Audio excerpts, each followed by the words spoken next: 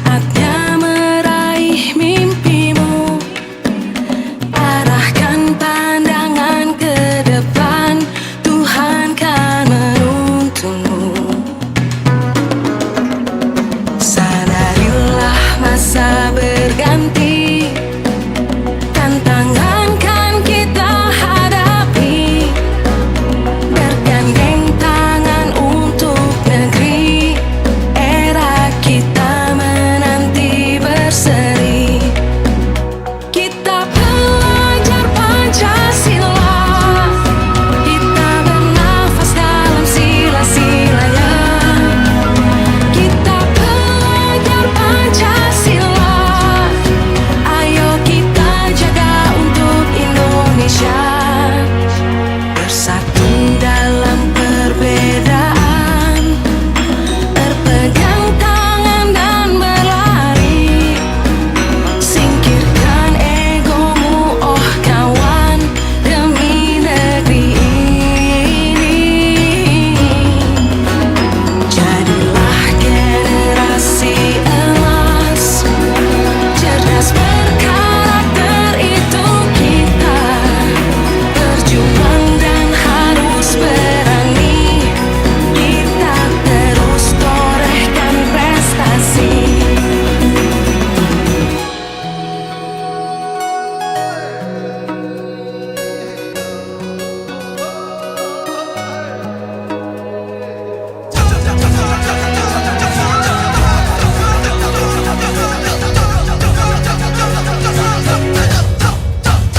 Kita pelajar Pancasila, kita bernafas dalam sila-silanya. Kita pelajar Pancasila, ayo kita jaga untuk Indonesia. Kita pelajar Pancasila, kita bernafas dalam sila-silanya. Kita pelajar Pancasila, ayo kita jaga untuk Indonesia.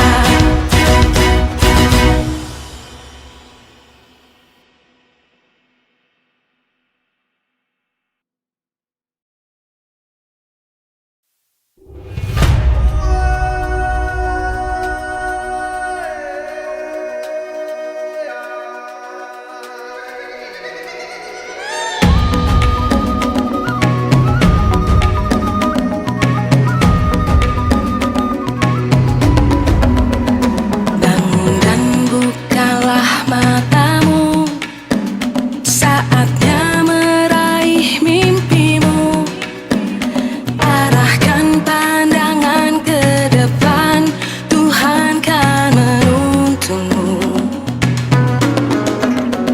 Sadarilah masa berganti, tantangan kan kita hadapi, bergandeng tangan untuk negeri, era kita menanti berseri. Kita pelajar Pancasila, kita bernafas dalam sila-silanya. Kita pelajar Pancasila, ayo kita jaga untuk Indonesia. Bersatu dalam perbedaan, berpegang tangan dan berlari. Singkirkan egomu, oh kawan, demi negeri ini. Jadilah generasi emas, cerdas berkarakter itu kita. Berjuang dan harus berani, kita terus torehkan prestasi.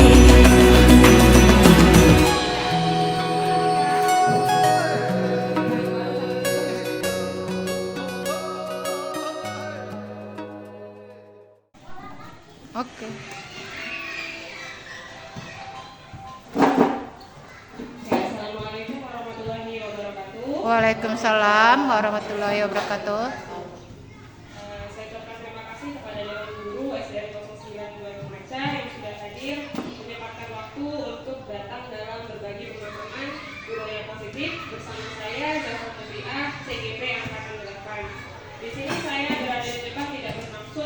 lebih pintar atau merasa lebih baik Bapak Ibu ya. Kita sama-sama belajar karena saya juga baru mendapatkan banyak ilmu dari pendidikan ini dan harapannya ilmu yang saya dapatkan bisa menjadikan pembelajaran untuk kita bersama. Nah, hari ini saya akan membahas tentang budaya positif Bapak Ibu. Apa itu budaya positif?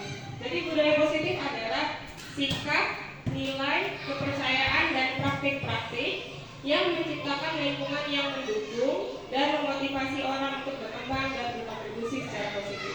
Jadi maksud dari budaya positif adalah kita bersama-sama menciptakan suatu lingkungan yang baik, suatu lingkungan yang positif melalui sikap kita, melalui nilai-nilai, kepercayaan, dan juga kegiatan-kegiatan atau praktik-praktik yang mendukung terciptanya lingkungan positif itu.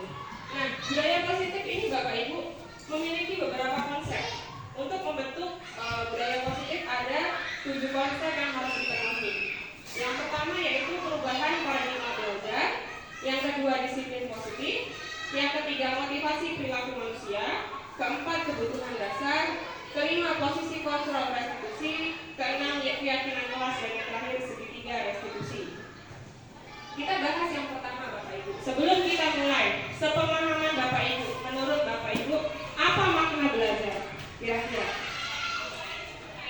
yang Bapak Ibu tahu, belajar itu artinya apa? Apakah siswa datang ke sekolah, belajar, atau ada yang Bu Sri? Kira-kira apa makna belajar?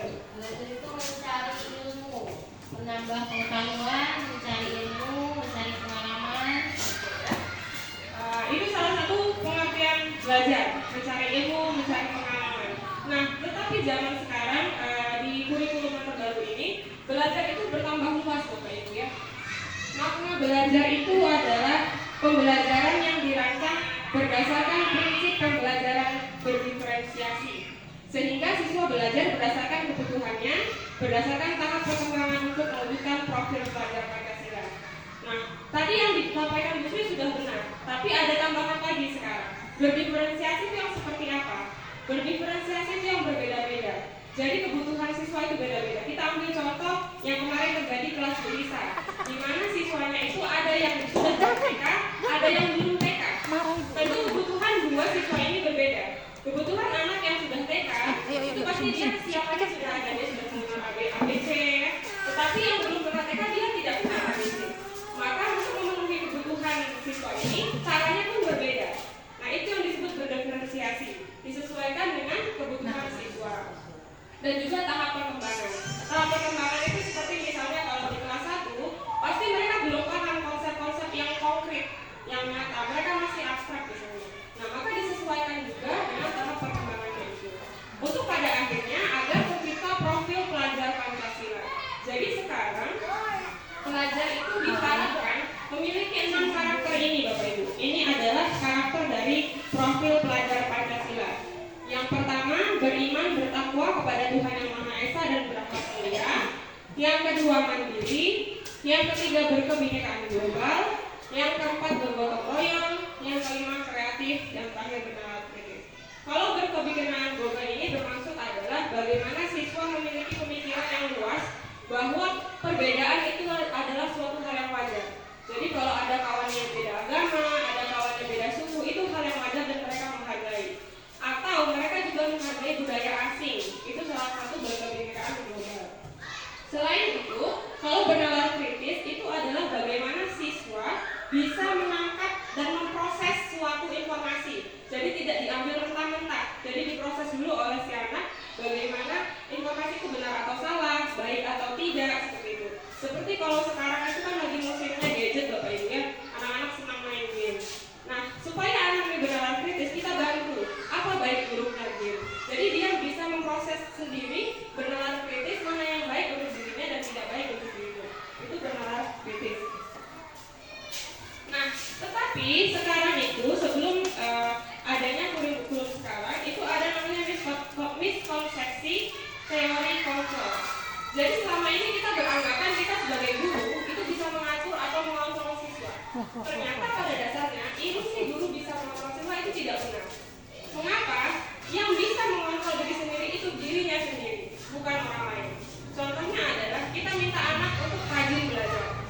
tidak akan pernah rajin belajar kalau tidak ada kontrol dari dalam dirinya untuk bisa rajin belajar. Jadi motivasinya dari dalam dirinya. Itu ilusi guru mengontrol guru. Kita tidak perlu bisa mengontrol guru, tapi kita bisa menanamkan sikap-sikap membantunya untuk memiliki nilai-nilai bagaimana untuk menjadi murid yang baik. Kemudian yang kedua, ilusi bahwa kritik dan saran membuat orang merasa bersalah dapat menguatkan karakter. Nah, ini yang sering terjadi. Saya pun kadang melakukannya, Bapak Ibu ya. Bagaimana terkadang kita merasa kritik atau membuat anak ini merasa salah akan membantu menguatkan karakter. Misalnya, kamu ini PR nggak dikerjain, bodoh benar gitu ya. Kita berkata seperti itu tidak akan membantunya untuk memiliki karakter yang baik. Dia hanya merasa dirinya salah, tapi dia tidak bisa berkembang. Sehingga penguatan karakter itu tidak terjadi. Ini yang dimaksud dengan bahwa sesungguhnya kita membuat anak merasa bersalah itu tidak akan menguatkan karakternya.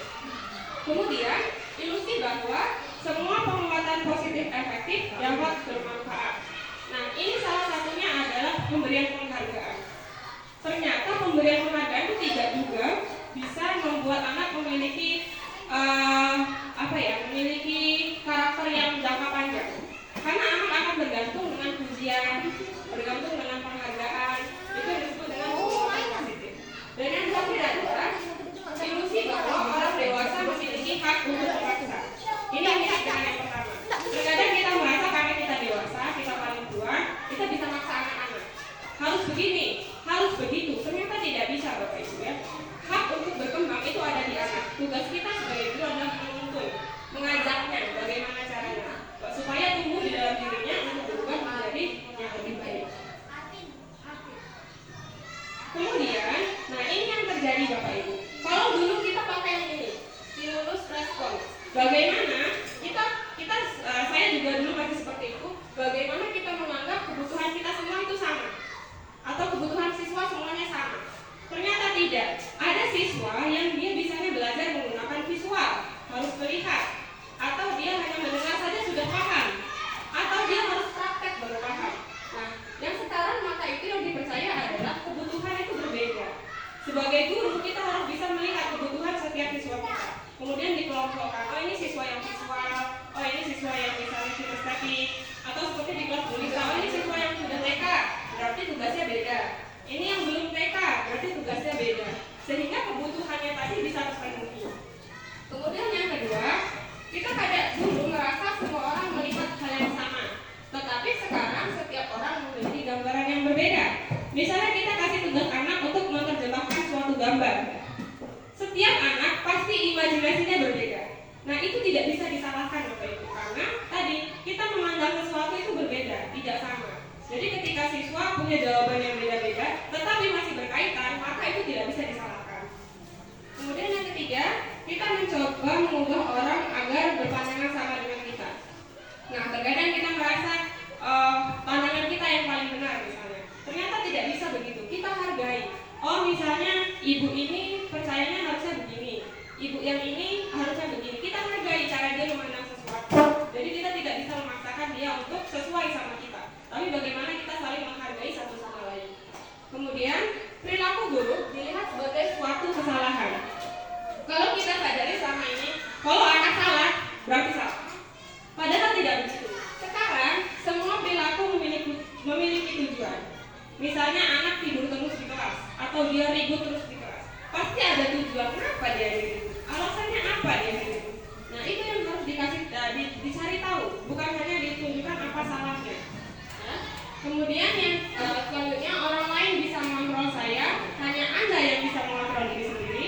Contohnya, meskipun kepala sekolah mau maksa, mau marah, mau secara lembut menyuruh kita untuk datang tepat waktu, kita tidak akan datang tepat waktu kalau kontrol dari diri kita tidak berubah. Nah seperti itu, jadi semuanya kembali kepada diri kita.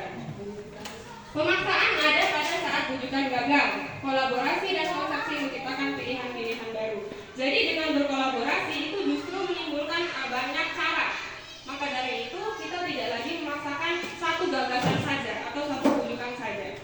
Kemudian model berpikir menang kalah. Jadi dulu itu ada sistem rankingan Bapak Ibu ya. Jadi yang ranking 1 itu yang menang, ranking itu yang kalah, ranking yang buntut yang terakhir.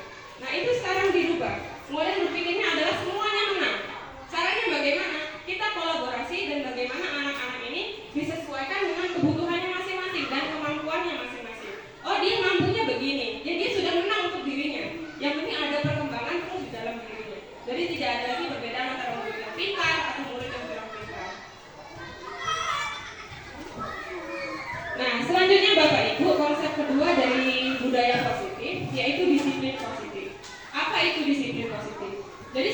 ini kan kita kalau menciptakan kedisiplinan bagaimana dikasih hukuman siswa, dikasih hak ancaman atau dikasih hadiah. Ternyata kalau ingin membangun disiplin yang baik itu yaitu penerapan disiplin tanpa kekerasan, tanpa ancaman atau hadiah, yang di dalam praktiknya melibatkan komunikasi tentang perilaku yang berlandaskan nilai yang dipercaya. Jadi Bapak Ibu nanti akan ada namanya nilai kebajikan. Nilai kebajikan adalah nilai-nilai yang baik, contohnya mandiri, gotong royong, religius, disiplin, ya itu nilai-nilai kebajikan. Jadi di dalam disiplin positif kita itu mengajak siswa untuk berkomunikasi, membuat kesepakatan seperti apa ya untuk membangun disiplin ini. Tidak pakai kekerasan, tidak pakai hukuman, dan juga tidak pakai hadiah. Jadi anak itu bisa disiplin bukan karena faktor tadi, tapi karena dari dirinya. Sehingga siswa yang akan menjadi siswa yang memiliki disiplin diri, sehingga mereka bisa berperilaku dengan mengacu pada nilai-nilai yang dipercaya tadi, seperti disiplin tadi, dan memiliki motivasi intrinsik. Motivasi intrinsik itu yang datang dari dirinya, dan motivasi ekstrinsik yang datang dan tidak ada motivasi ekstrinsik atau dari luar. Itu disiplin positif. Nah, selanjutnya kita sebagai manusia itu memiliki perilaku setiap kali melakukan sesuatu, baik hal yang buruk maupun hal yang baik. Motivasi pertama yaitu menghindari ketidaknyamanan atau hukuman. Kita nggak mau dimarah Bu Sobar, jadi kemarin kita buat RPP. Nah itu contohnya menghindari ketidaknyamanan. Kita nggak mau dimarah Pak Ono, makanya akhirnya datang tepat waktu. Berarti itu kita menghindari ketidaknyamanan dan hukuman. Nah, sedangkan yang kedua, mendapatkan imbalan atau penghargaan dari orang lain. Contohnya, saya datang tepat waktu karena pengen dipuji kepala sekolah, misalnya begitu. Atau saya ikut pendidikan guru penggerak karena ingin jadi kepala sekolah. Berarti saya melakukan sesuatu itu karena mengharapkan penghargaan, mengharapkan imbalan. Dan yang ketiga, motivasi yang ketiga kita melakukan sesuatu adalah karena kita ingin menjadi orang yang kita mau dan menghargai nilai-nilai yang kita percaya. Misalnya saya percaya saya orangnya disiplin, maka saya akan datang tepat waktu, saya akan membuat RPP. Nah, itu menunjukkan bahwa motivasinya datang dari dalam diri, bukan karena ingin takut hukuman, bukan karena ingin imbalan. Maka kedua ini motivasi yang pertama dan kedua itu masuknya ekstrinsik, karena ada pengaruh dari luar, pengaruh dari imbalan, pengaruh dari hukuman. Sedangkan yang ketiga itu intrinsik, karena sudah ada kesadaran dari diri kita untuk bisa berubah, untuk bisa menjadi lebih baik. Misalnya siswa tanpa disuruh sama gurunya sudah piket kelas, itu menunjukkan perilakunya sudah berdasarkan dari dirinya sendiri. Seperti itu. Nah, selanjutnya yang terkait dengan budaya positif itu ada namanya kebutuhan dasar. Kita manusia ini punya 5 kebutuhan dasar, Bapak Ibu. Ya, yang pertama itu bertahan hidup. Bertahan hidup itu untuk survival, itu berkaitan dengan fisiologis, seperti makan, tempat tinggal, kesehatan. Tanpa itu kita tidak bisa bertahan hidup. Nah, yang kedua, kasih sayang dan rasa diterima. Tentu sebagai makhluk sosial, kita inginnya disayang, menyayangi, diterima, menerima.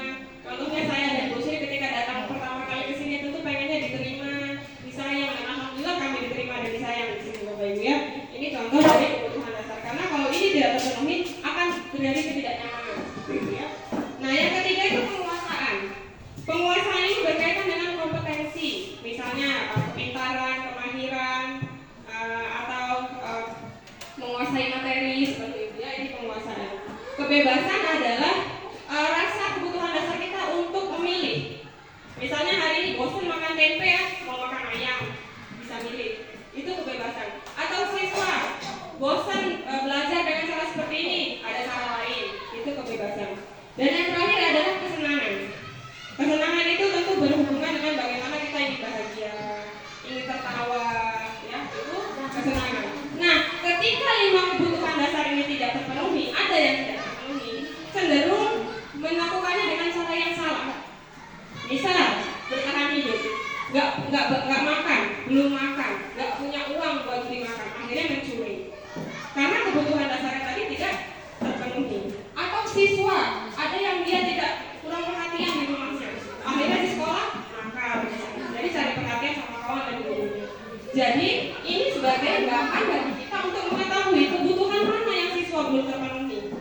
Jadi kita tahu bagaimana menyikapinya. Nah, ini ada contoh Bapak Ibu. Coba kita telah bersama ya. Ada Ibu Ambar. Ibu Ambar ini guru kelas 2 di SD Pelita Hati. Sedang bingung menghadapi ulas salah satu siswa di kelasnya bernama Doni. Beberapa anak di kelas 2 telah datang padanya dan mengeluhkan Doni ini sering meminta bekal makan siang kawannya dengan paksa. Jadi maksa ngambil bekal kawannya. Jika Bapak Ibu ada di situasi seperti ini, apa yang akan Bapak Ibu lakukan? Dan menurut Bapak Ibu, apa alasan Doni melakukan hal itu? Kira-kira kalau dari kebutuhan dasar tadi, kebutuhan dasar apa yang tidak terpenuhi oleh si Doni? Perhatian. Bertahan hidup. Apa lagi? Semuanya ternyata bisa. Bertahan hidup misalnya, ternyata Doni ini tidak pernah dibawakan bekal oleh orang tuanya. Jadi dia lapar. Maka dia ambil punya temannya. Itu kalau alasan dia ada tadi untuk karena lapar. Tapi bisa juga alasannya karena tadi rasa ingin diterima, ya, kasih sayang. Dia ini gak diperhatikan sama kawannya. Jadi gimana supaya kawannya perhatian sama dia? Dia ambil punya kawannya. Nah itu kalau alasannya itu. Kalau alasan penguasaan, ternyata si Doni ngambil bekal kawannya karena dia pengen menunjukkan aku nih keren, aku nih kuat. Jadi aku bisa ngambil punya kamu. Nah itu penguasaan. Yang keempat tadi, kalau apa yang keempat tadi? Oh ya, kebebasan. Mungkin orang tuanya sebenarnya sudah bawakan bekal, tapi menunya itu aja. Tiap hari dibawakan nasi goreng atau mie goreng, sehingga si anak ini bosan, nggak ada pilihan lain. Melihat kawannya bawa sosis, aku mau sosis ah. Ambillah punya kawannya. Itu kebebasan. Dan yang terakhir kesenangan. Dia ini senang aja melihat kawannya sedih misalnya. Jadi seperti itu. 5 kebutuhan dasar tadi bisa dijadikan alasannya. Maka dari itu tugas kita sebagai guru untuk tahu, oh yang mana alasan kenapa dia seperti ini, kebutuhan apa yang tidak terpenuhi, seperti itu. Nah, kemudian Bapak Ibu, ini yang kelima adalah posisi kontrol restitusi. Kita sebagai guru itu punya posisi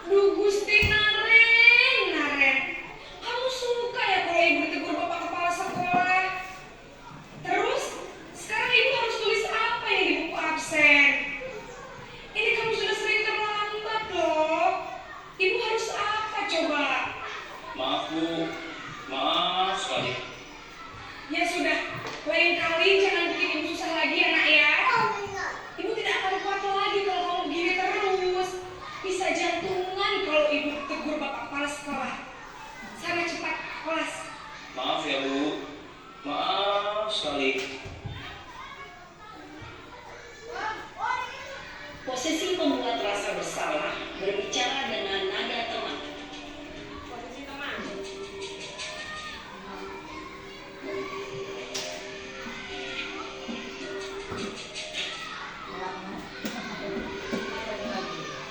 Nan, Dia udah masuk nih, tak nggak terlihat. Ulangnya satu. Kenapa Ibu? wah, sudah jam berapa ini nak? Terlambat lagi ya sayang. Iya Bu, habis ibu saya lupa mengingatkan saya Bu. Kamu malah menyalahkan ibu kamu. Kamu bukannya anak yang paling kencang. Kok terlambat sih? Mumpuk. Iya Bu, saya memang terlambat banget tadi. Jadi biarpun saya lincang, tetap nggak kencang Bu. Ya sudah sana. Nanti lain kali larinya lebih kencang lagi ya. Biar gak terlambat lagi. Bikin senang ibu. Demi ibu. Bisa kan? Bisa lah Bu. Ya sudah sana masuk kelas. Ibu beresin urusan absen kamu. Kamu ini ada-ada saja. Mantap. Kebenaran lagi. Ibu gurunya tuh bukan orang tua. Terlambat terus. Nan! Nah tuh. Selamat pagi Bu. Naren, apa peraturan sekolah kita tentang jam berapa kita harus masuk sekolah, Nak? Kita harus di sekolah jam 7 Bu. Iya betul, sekarang sudah jam 7.20. Naren sudah tahu konsekuensinya jika terlambat hadir. Paham Bu, saya harus tinggal kelas pas jam istirahat selama 20 menit. Iya benar, konsekuensinya demikian. Jadi nanti jam 9.30 pas istirahat, kamu harus tinggal di kelas, kerjakan tugas tambahan untuk ketertinggalan kamu, ya? Baik Bu.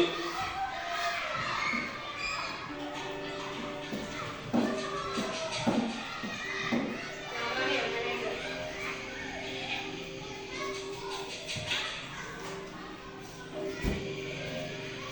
Nan!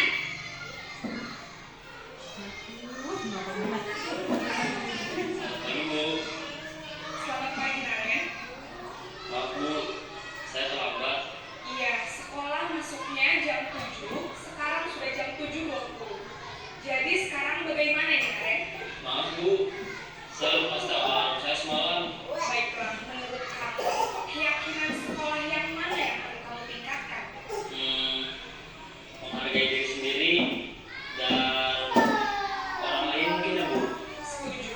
Jadi, apakah Naren meyakini prinsip saling menghormati tersebut? Iya Bu, saya meyakininya. Apakah Naren bersedia memperbaiki masalah keterlambatan ini? Bersedia Bu. Bagaimana kamu akan perbaiki masalah keterlambatan ini? Saya akan coba untuk tidak lupa menyetel alarm saya Bu. Baik, kalau Naren lupa menyetel alarm di rumah, ada orang yang kira-kira bisa bantu mengingatkan tidak? Ada Bu, kakak saya, Kak Emma. Ada lagi selain Kak Emma? Selain Kak Emma, ada ibu saya. Baik, jadi yang mengingatkan Naren adalah Kak Emma dan ibu kamu ya. Kira-kira akan mulai set alarm kapan Naren? Setelah pulang sekolah, akan segera saya lakukan. Baik, jadi Naren akan setel alarm untuk bangun besok pagi dan akan diingatkan oleh kakak dan ibunda Naren ya. Ada lagi yang mungkin perlu dilakukan Naren agar tidak terlambat bangun lagi. Tidak ada Bu. Baik Naren, terima kasih untuk kerjasama kamu. Sekarang kamu perlu kembali ke kelas untuk belajar. Baik Bu, terima kasih. Itu posisi 5 posisi kontrol. Kira-kira dari kelima tadi yang sering kita lakukan yang mana? Iya, saya juga kalau lagi kesel itu kadang yang pertama masih saya pakai menghukum tadi. Sama yang kedua, membuat rasa bersalah. Ya, kalau menghukum ini Bu ya, menggunakan hukuman fisik dan verbal. Kalau zaman dulu kita sekolah SD, saya merasakan dulu sekolah SD itu kalau bandel pakai mistar, gampang asbak dulu itu, pakai penghapus itu dulu. Kemudian ada perubahan, tidak boleh lagi kan seperti itu. Tetapi masih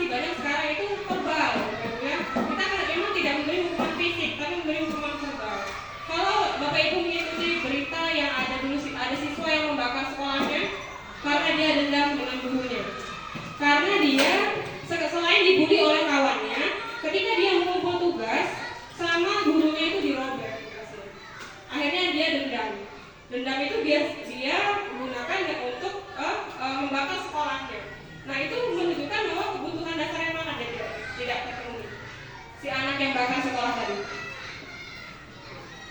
Saya bisa. Dia merasa tidak diterima dan tidak disayang gurunya. Akhirnya dia penuhi dengan cara apa? Dia membakar sekolahnya tadi ya. Jadi kalau penghukum tadi ini Bapak Ibu menggunakan hukumannya selain fisik juga verbal. Jadi hukuman itu bukan hanya fisik Bapak Ibu, verbal kita juga. Misalnya kamu ini salah terus. Dengerin apa kata ibu. Awas ya kalau terlambat lagi. Lupa lagi. Kapan kamu nggak ngerjain PR? Dasar malas. Akhirnya dalam otak itu pikir, oh saya malas. Dan ujungnya dampak negatifnya adalah anak ini menyimpan dendam yang akhirnya nanti entah kapan bisa meledak gitu ya. Jadi ini posisi yang terendah itu penghukum. Yang kedua, pembuat rasa bersalah. Kalau pembuat rasa bersalah ini menggunakan keheningan yang membuat orang merasa tidak nyaman, bersalah atau rendah diri. Seperti Nara tadi kan, akhirnya dia merasa salah betul karena membuat ibu gurunya menderita, membuat ibu gurunya dimarah kepala sekolah. Ya, ibu sangat kecewa sekali dengan kamu. Gimana coba kalau orang tua kamu tahu kalau kamu begini? Dampak negatifnya adalah si anak itu akan merasa bahwa dirinya ini orang yang gagal, orang yang salah dan tidak baik. Dan itu akan membuat dirinya selalu merasa kerdil atau rendah diri. Nah ini membuat rasa bersalah. Memang dia tidak marah-marah, memang tidak emosi, pelan-pelan. Kamu ini misalnya, dia nggak emosi, tapi langsung kena ke hati si anak tadi. Si anaknya jadi merasa ya Allah aku salah banget sama bapak ibu tadi ya. Ini membuat rasa bersalah. Kemudian yang ketiga posisi teman, mengontrol siswa melalui persuasi. Jadi kita anggap teman tadi, bapak ibu ya, yang kemarin tadi. Misalnya ini, Adi, ayolah. Gimana sih kamu kemarin sudah janji sama bapak, kenapa terlambat lagi? Memang lembut. Tapi positifnya memang ada, positifnya siswa jadi dekat sama gurunya. Tapi negatifnya adalah siswa tidak tahu bagaimana menyelesaikan masalahnya. Dan dia mengandalkan gurunya, nanti juga pasti dimaafin. Apalagi itu guru masuk ya. Jadi dia ulang lagi seperti itu. Memang dekat dengan guru, tapi tidak memberikan efek yang baik. Pemantau. Nah, kalau pemantau ini berdasarkan peraturan dan konsekuensi. Jadi dia kembali kepada peraturan yang ada. Kamu terlambat 15 menit. Apakah sudah ngerti konsekuensi yang dilakukan bila terlambat? Jadi sudah ada peraturannya. Dia kembali kepada peraturan itu. Tetapi negatifnya adalah pada pemantau ini tadi sama dengan teman tadi, tidak membantu siswa menyadari kesalahannya dan memecahkan masalahnya yang sudah dia buat, bertanggung jawab atas kesalahannya. Itu pemantau. Dan ini posisi yang paling baik Bapak Ibu, yaitu manajer. Bersama siswa kita ajak memecahkan masalah. Kita tanya kenapa terlambat, ya. Kemudian bagaimana memperbaikinya, ya itu ya. Jadi kamu terlambat, kira-kira gimana akan memperbaiki masalah ini? Sehingga siswa merasa tanggung jawab dengan kesalahannya. Dia tahu salahnya apa, dia tanggung jawab dengan kesalahannya, dan dia memilih sendiri solusinya apa. Ya, apa yang kita yakini bersama. Jadi ada hal-hal yang diyakini dalam suatu kelas atau sekolah. Nah, kemudian, ini yang disebut dengan keyakinan sekolah atau keyakinan kelas. Mengapa keyakinan bukan peraturan? Karena kalau keyakinan sekolah adalah hal yang diyakini bersama, berasal dari penyatuan pikiran sehingga warga sekolah atau siswa akan sukarela melakukannya karena merasa hal tersebut dapat dipercayainya. Maksudnya adalah Bapak Ibu, kalau peraturan itu hal yang dibuat orang, kan? Kita harus menuruti itu, tidak boleh melanggar, itu peraturan. Tapi kalau keyakinan kita buat bersama. Ayo, apa nih peraturan DSDN 09 bermasa? Misalnya mau nilai disiplin, apa nih Bapak Ibu? Oh ini Pak, datang tepat waktu. Oh berarti sama-sama kita buat. Jadi kita yakini bersama. Oh ini Pak, misalnya pakai seragam sesuai dengan harinya. Misalnya. Itu jadi kesepakatan yang kita buat. Makanya disebut dengan keyakinan kelas karena dibuat bersama-sama dengan memilih keyakinan yang diyakini bersama, bukan peraturan.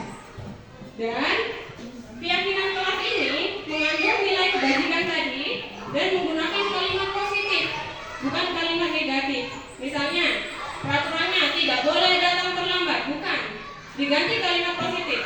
Datang tepat waktu. membuat, mengumpul tugas. Kalimat positifnya berarti mengumpulkan tugas tepat waktu. Tidak boleh pakai sepatu warna-warni, berarti memakai seragam yang rapi atau sepatu berwarna hitam. Jadi menggunakan kalimat positif, bukan kalimat negatif. Karena kita manusia itu cenderung makin dilarang, makin dilakukan, kan seperti itu. Makanya menggunakan kalimat yang positif. Ini contohnya Bapak Ibu dalam membuat keyakinan kelas. Kemarin saya sudah praktekkan di kelas 5, jadi di awal pembelajaran kami membuat keyakinan. Misalnya nilai yang kita pilih disiplin, maka tindakannya datang tepat waktu, mengumpulkan tugas tepat waktu, memakai seragam rapi sesuai jadwal. Religius, tindakannya berdoa sebelum belajar, mengucapkan salam ketika masuk kelas, atau toleransi, menghargai sesama teman, peduli dan saling membantu dengan teman, seperti itu Bapak Ibu ya. Nah, nanti ketika anak misalnya melakukan kesalahan, kita kembalikan keyakinan sudah kita buat tadi. Kemarin keyakinan kita apa nak? Seperti itu.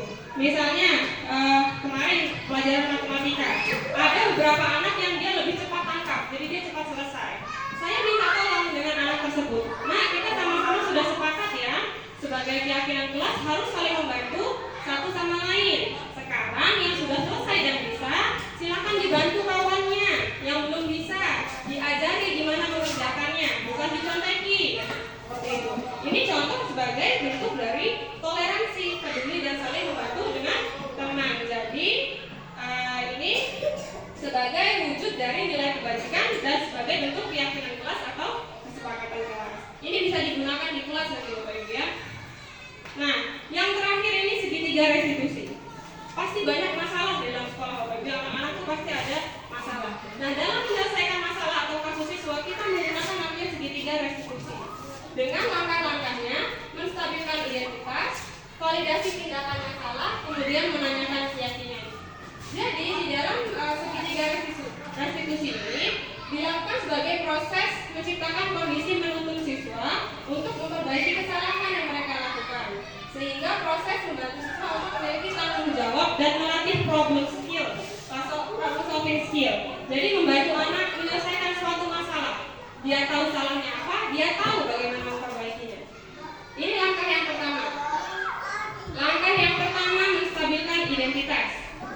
Bagian dasar dari segitiga restitusi bertujuan untuk mengubah identitas anak dari orang yang gagal karena melakukan kesalahan menjadi orang yang sukses.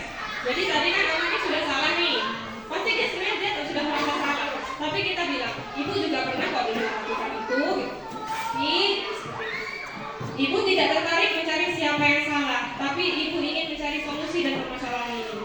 Jadi siswa diajak untuk gak apa-apa kamu melakukan kesalahan, bukan cuma kamu doang kok yang pernah melakukan kesalahan. Guru juga pernah.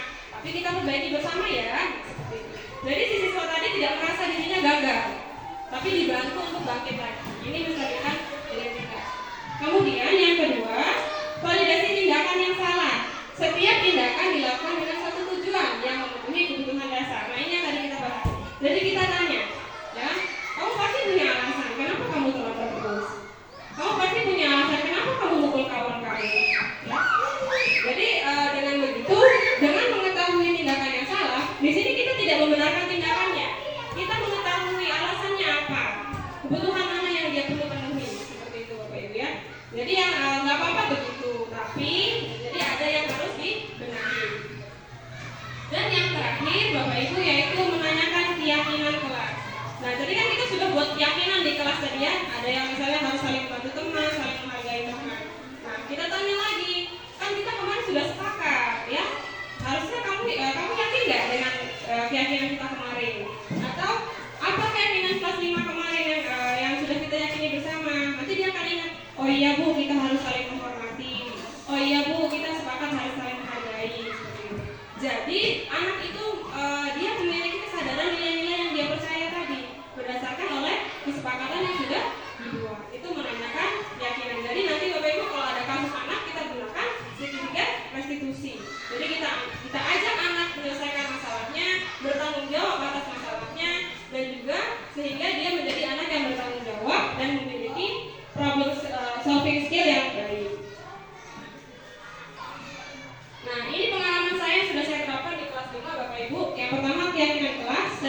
siswa membuat kesepakatan bersama.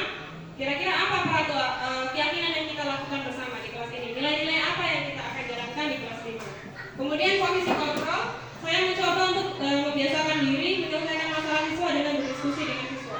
Kalau dia salah, diajak bicara dan diajak menyelesaikan masalahnya. Dan juga posisi kontrol itu yang tadi manajer Bapak Ibu ya. Dan segitiga restitusi.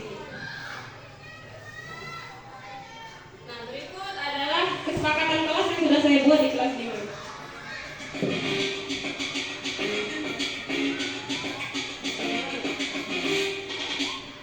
Teman-temanku yang semati, jangan malas, marilah kita belajar.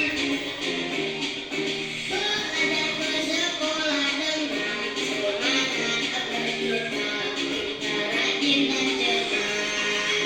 Lebihkan selalu siapkan hidupmu, mereka dari sekolah bersama mengelola masa sayangi dirimu, mari dapat masa depan bersamamu.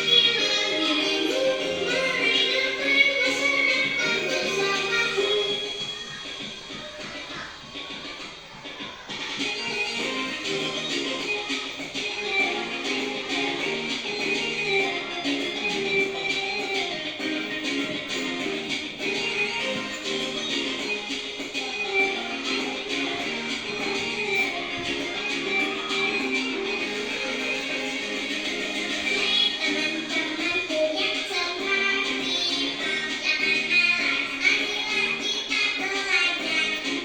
Itu tadi kesepakatan kelas yang kami buat bersama dan kita yakini untuk dijalani bersama di kelas 5. Saya jauh dari sempurna Bapak Ibu, saya juga masih belajar, kita sama-sama belajar agar pada akhirnya siswa-siswa kita memiliki budaya positif yang baik, di sekolah kita juga menjunjung tinggi budaya positif yang baik. Terima kasih. Ada yang ingin bertanya sebelum saya tutup?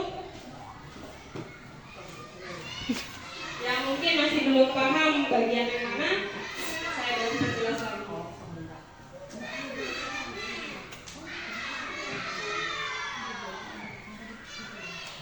Bisa, Bu Sri, ada pertanyaan nggak, Bu Sri? Assalamualaikum. Tadi Ibu sudah membahas tentang masalah disiplin positif ya. Nah, sekarang apa yang harus kita lakukan apabila disiplin positif yang sudah kita terapkan itu ternyata tidak sesuai berjalan dengan apa yang kita harapkan? Tindak lanjutnya kalau tidak sesuai dengan apa yang kita harapkan. Kembali kepada prinsip yang tadi Bapak Ibu, yang kebutuhan dasar tadi. Ketika disiplinnya tidak terpenuhi oleh si anak, kita ulang lagi apa yang salahnya, apa yang kurang. Begitu.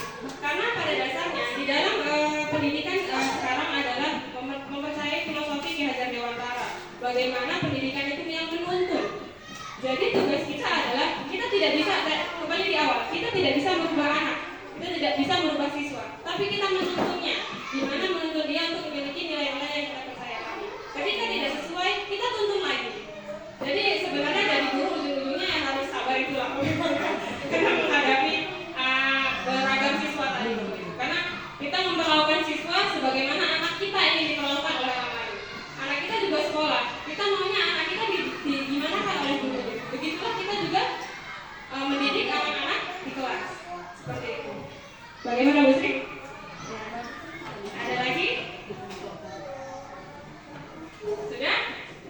Oke, terima kasih Bapak Ibu atas waktunya. Semoga ke depan kita bisa menerapkan budaya positif di sekolah kita sehingga sekolah kita terkenal baik di Desa Tanjung Priok. Terima kasih, saya Dara Mutia. Wassalamualaikum warahmatullahi wabarakatuh. Waalaikumsalam warahmatullahi wabarakatuh. 41